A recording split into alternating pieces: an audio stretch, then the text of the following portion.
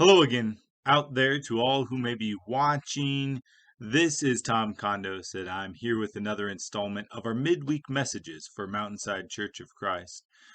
We entitled these Thursday Night Thoughts and Encouragement, and we do hope that it provokes some thoughts and provides some encouragement for you for the rest of the week. So here's the thing. Since March, I've personally made 25 plus videos for these segments. And I am not a household name yet. Nobody has stopped me in the street and said, "Wait, aren't you that guy? I don't have a following yet." It's a little disheartening. I thought by now I would be a YouTube sensation, but I suppose that's just not the way things go. Either I'm not promoting the way that I should, or perhaps the content that I am producing isn't what will garner me any attention or fame. But I suppose that's okay. I didn't get into this gig for either one of those things. I enjoy what I do, and that's blessing you all with information, and not only that, but being an encouragement to all of you. So the biggest difference in the beginning of all of this, it used to take Rick and I a lot of takes in order to record a video.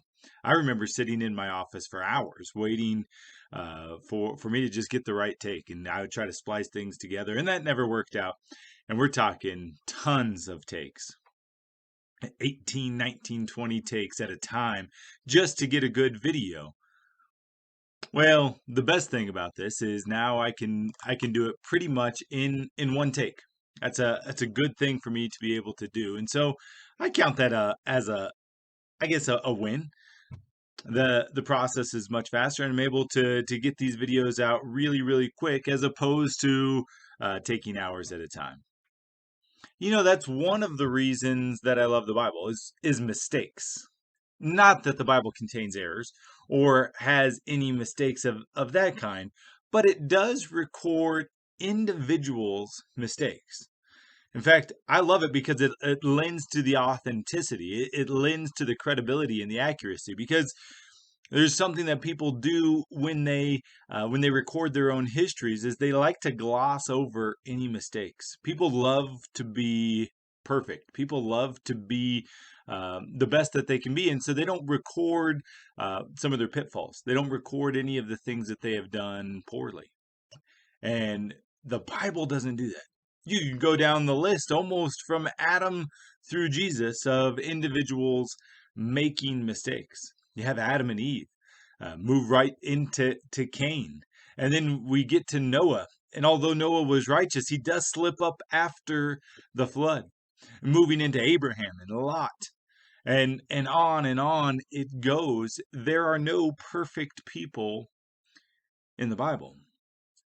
And that's a good thing because that helps me to relate. That helps me to understand what God expects of me. But I don't just want to leave that thought there like, hey, you're all messed up, you're broken, and leave you there. I do want to encourage you because when I read the Bible and I get information, what I see is God doesn't just leave people where they were.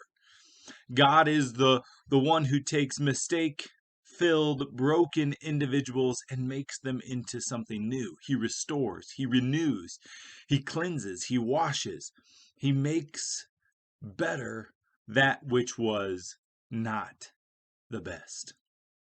And so I love that about the Bible because it's not about me trying to be perfect. If there was anything I could ever share to a a member of the youth group or a teen is that you don't have to be perfect. God doesn't want the best of everything. He just wants your best in what you can produce.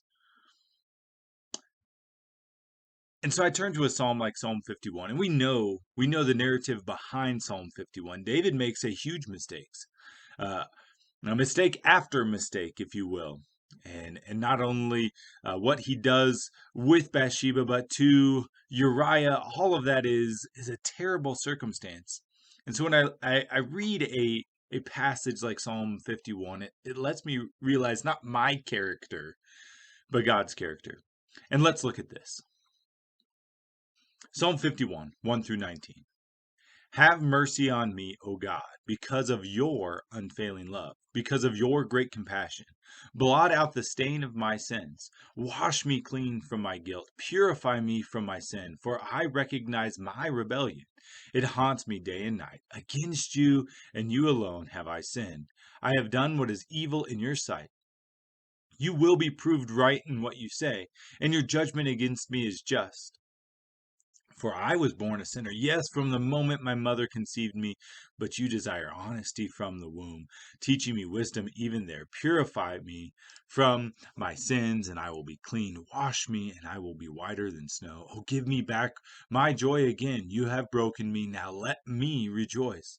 Don't keep looking at my sins. Remove the stain of my guilt. Create in me a clean heart, O God. Renew a loyal spirit within me. Do not banish me from your presence, and don't take your Holy Spirit from me. Restore to me the joy of your salvation, and make me willing to obey you. Then I will teach your ways to rebels, and they will return to you. Forgive me for shedding blood, O God, who saves. Then I will joyfully sing of your forgiveness. Unseal my lips, O Lord, that my mouth may praise you. You do not desire a sacrifice, or I would offer one. You do not want a burnt offering. The sacrifice you desire is a broken spirit, and you will not reject a broken and repentant heart, O God. Look with favor on Zion and help her rebuild the walls of Jerusalem. Then you will be pleased with sacrifices offered in the right spirit, with burnt offerings and whole burnt offerings. Then bulls will again be sacrificed on your altar. When you read this, you understand we appeal to God who makes us perfect. Because it's not just what we have done or what we will do, but what God has done in us. And that allows us to read a passage like 1 Chronicles 16:8 that says, "Give thanks to the Lord and proclaim his greatness. Let the whole world know what he has done."